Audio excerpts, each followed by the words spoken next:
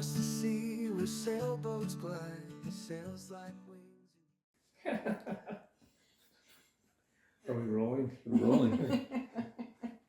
Well, the first time I saw Sandy was in church, and she gave a talk in sacrament meeting, and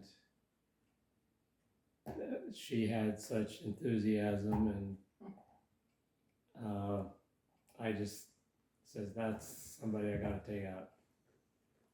And I don't remember how long that was before I took her out.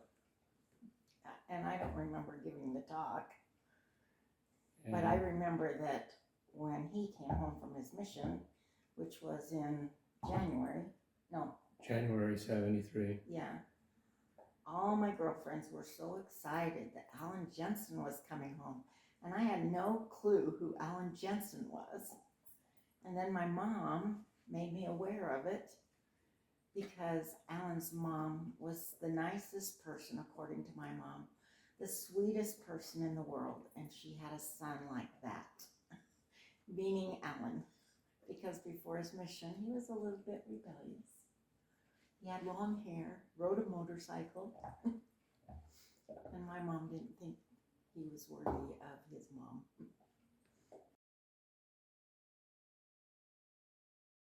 Yep, I remember.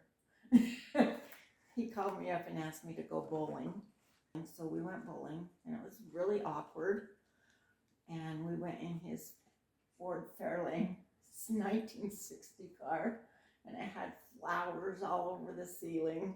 I mean, like Hawaiian flowers, Corey. I redid the ceiling on the car because it was very shot. And I thought that was weird at the time.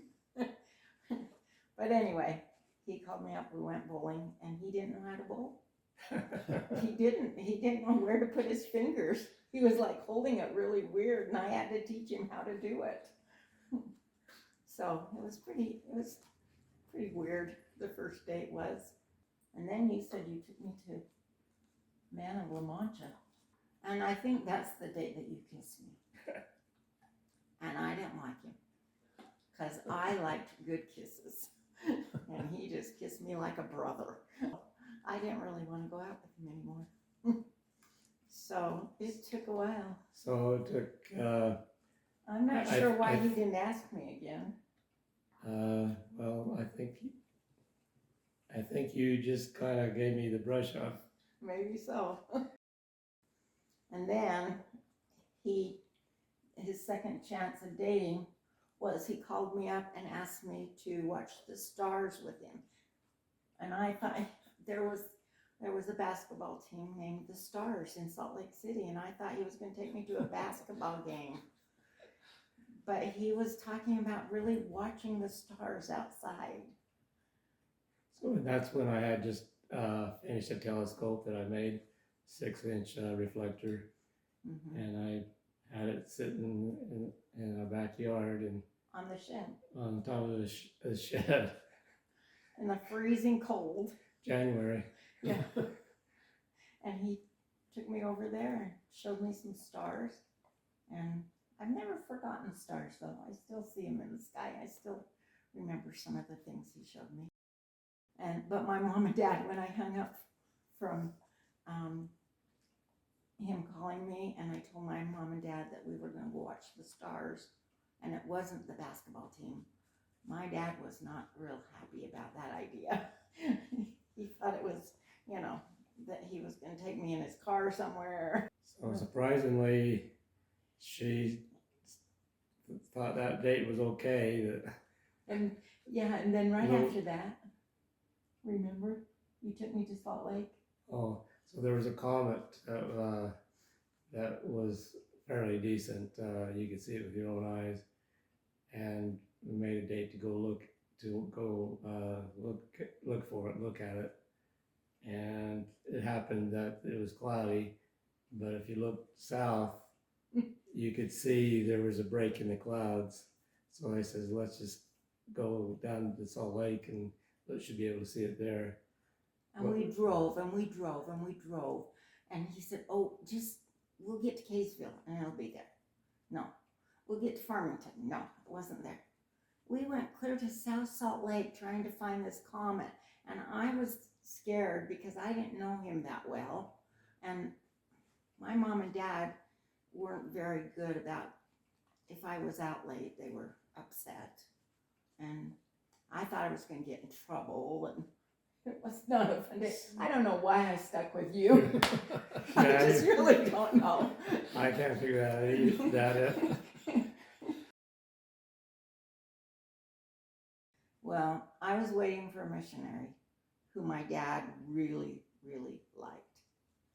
And he was outgoing and he knew sports and all this stuff. And then I started dating this guy who was quiet and didn't say much, wasn't into sports at all. And my dad did not like him at all. And my dad thought, in fact, that I wrote my missionary a Dear John letter, and he got really mad at me and yelled at me. And finally I told him that my missionary wasn't as good as he thought he was, and that Alan had treated me a lot nicer than that missionary had. And so, and then my mom had that thought that he had long hair and a motorcycle. So they weren't real warmed up to him very much. But I was rebellious, and I decided I was going out with him no matter what my mom and dad thought. So we were both rebellious. Yes. Yeah, but they came around. I remember a few years later, after we were married, my dad said something about Alan was the best choice I'd ever made in my life, and that he knew it from the start. And I said, no, you did not.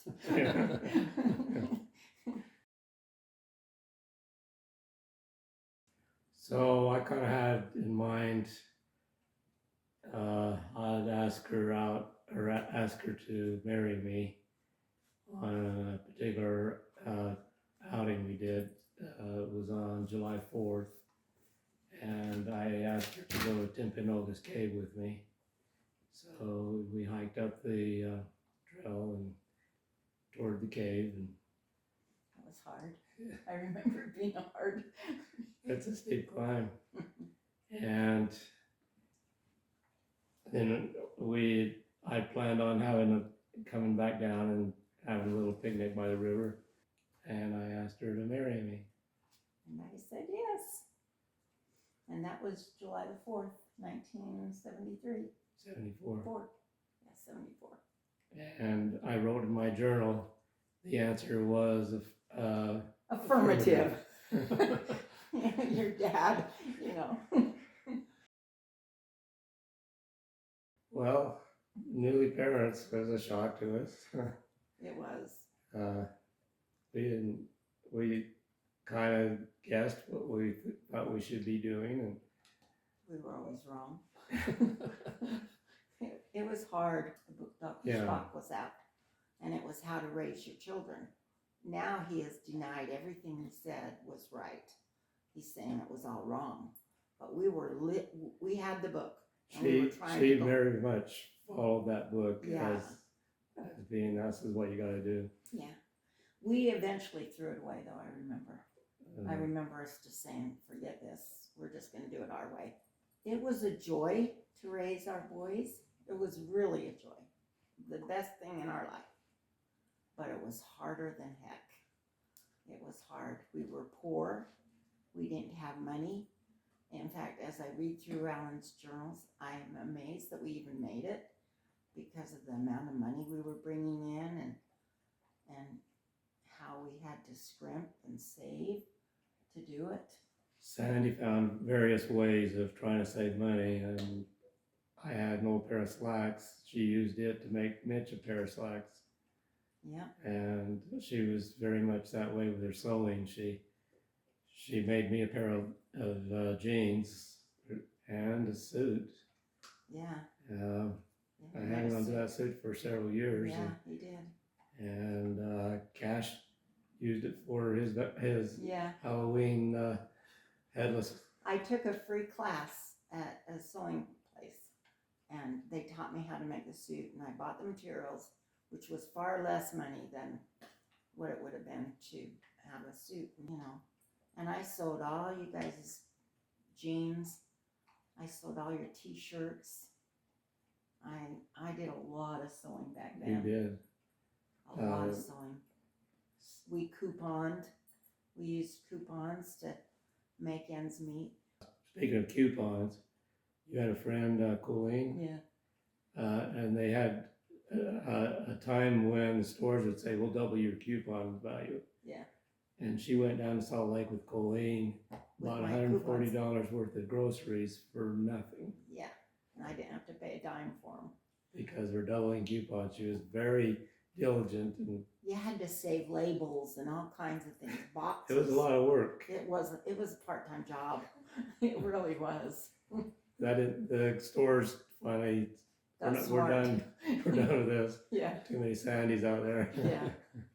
we Got married in we rented a 75. house in Hooper. Oh yeah, for 9 months. That's right. I think it was about 9 months, and then we went house hunting. Yeah.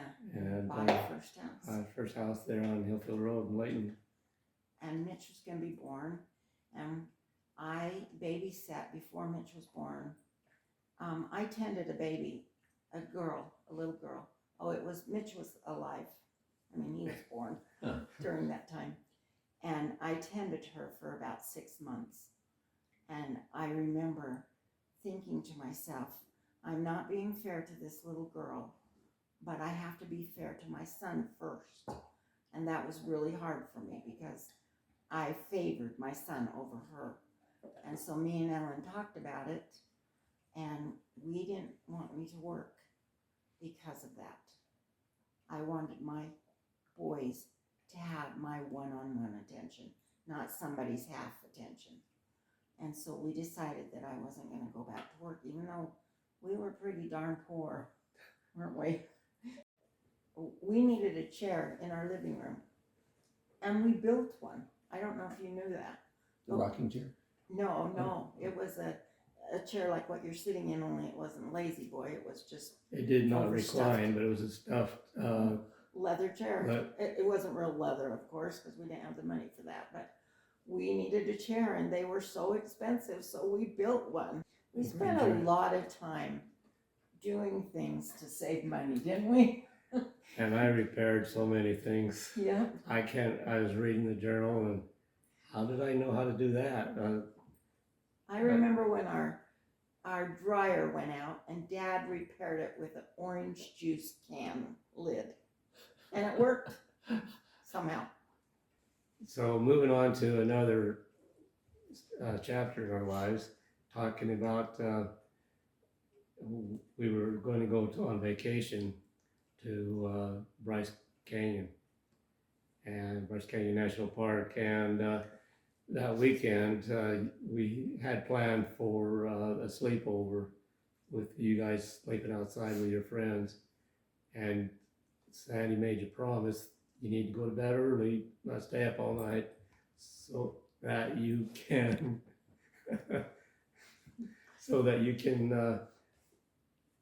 have fun on our vacation. We're going to leave on Monday morning, or And you early guys Monday swore morning. you would do good.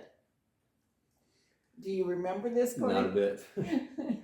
So we thought you guys went to sleep okay.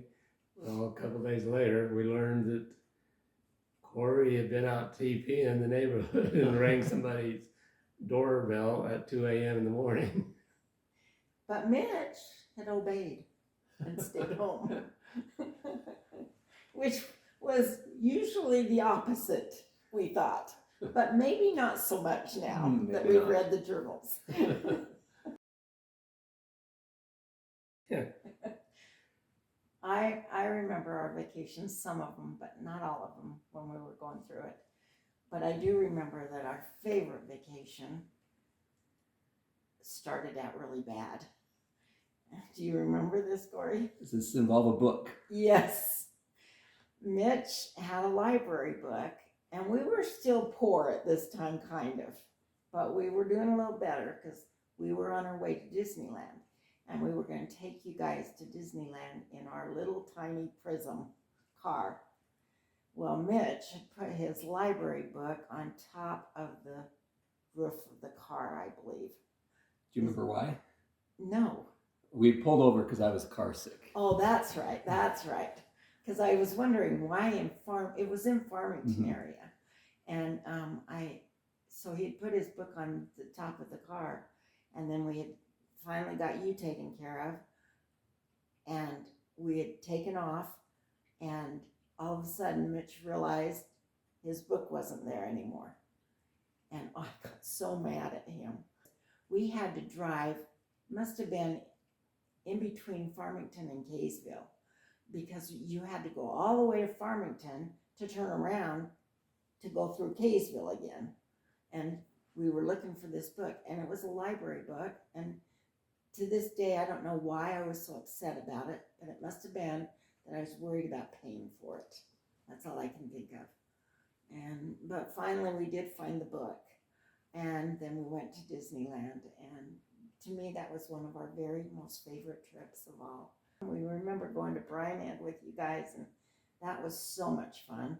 Bryanhead was, we did that every year. We had a timeshare that we bought. You skied and Mitch snowboarded, and I think Scott, it seemed like he snowboarded. I don't think we did a lot of vacations when you were tiny, when you were little. We did a lot of camping. Yeah, oh, we did do camping. So we a lot of times camped at state camp. We wish we had taken more time to do family things. We were worried a lot about money in those days, and just making it from one day to the next, just being able to handle things and get through things. And I wish we had had more time now, of course, and I'm sure every mother and father feels that way, to just do, read stories more. And we did a lot of that, but I wish we'd done more. That's one of the things. And we wish we hadn't worried so much about money. We read our journals now, and we were just always worried about money, and yet we made it, and I wish we'd had a little more faith in just making it, and being able to not worry about that so much. One of the things I would just tell everyone is to just spend more time with your family, because tomorrow just comes really fast, and your kids grow up, and then they move away, and it's what you want all your life, and it's what you struggle with, because it's so bittersweet, because you have them for so long, and they are your whole life, and everything you do is for your children. And then when they grow up and they move away, you just have each other. And so one of the things is to make sure that you spend time as a couple, so that when your kids do grow up, you have someone. What would you tell them? Somehow we made things work, and that's my advice is pretty much on the same line that Sandy said, that if we found ways to make things work, we had to be diligent to do that, to make things. There was simple things you could do without spending a lot of money, is what I'm trying to say, and be creative. There's things you can do without money, and we think we did a very good job with that. And we think that we did a very good job of raising our boys, because they turned out really good. We are very proud of who they are, and that they know how to work, and they know how to be responsible, and yet they know how important family is too. And so we just feel like we must have done something right. We don't know what it was, but Heavenly Father gave us 3 wonderful boys, and they turned out to be wonderful fathers and sons. And we just think that somehow we did it. We did it. We raised them. Yeah.